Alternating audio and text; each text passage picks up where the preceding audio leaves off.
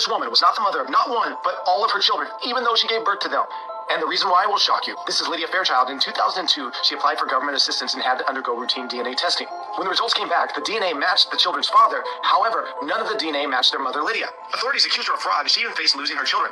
Having given birth to them, Lydia insisted on further DNA testing. And while her blood DNA didn't match the children, when they performed a cervical swab, the DNA there did match the children perfectly. Lydia is what's known as a human chimera. She has two completely distinct sets of DNA. How does this happen? It's extremely rare, but it occurs when two fertilized eggs merge inside the womb to create a single individual with two distinct genetic codes. Essentially, Lydia and her neonatal twin merged together as a single individual in a single body with two sets of DNA. And it was her twin set of DNA that was responsible for her children.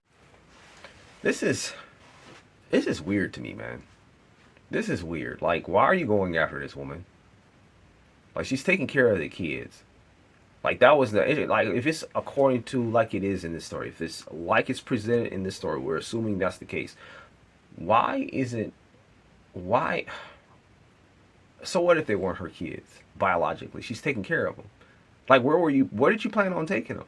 Because wherever they're going to end up, they were going to end up where whoever's in charge is not their biological kids, unless y'all was going to give them to the father, which that wasn't mentioned here. So y'all didn't mind her, y'all didn't want her to get government money to take care of the kids that weren't biologically hers, but y'all going to get money to take care of the kids that aren't biologically yours when you take the kids from her to give them to people who aren't biologically their kids.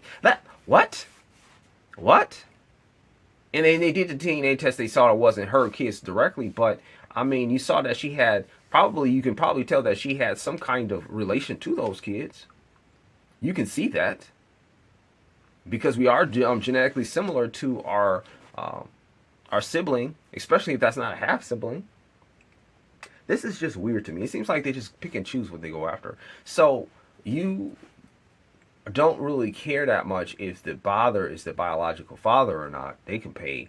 But when the mother is not biologically theirs, or the parents, and they'll probably go after a man too if it wasn't biologically theirs too. So if the mother is not biologically theirs and she's collecting, like, this is collecting money you're going to go after. This is weird to me.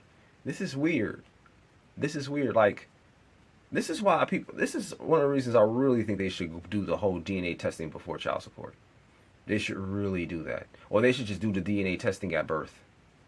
They should just do the DNA testing at birth. But you know what's weird? You know what's even weirder? In Michigan, where I'm at, there was I don't know if this, I have to say in Michigan because I don't know if this applies everywhere.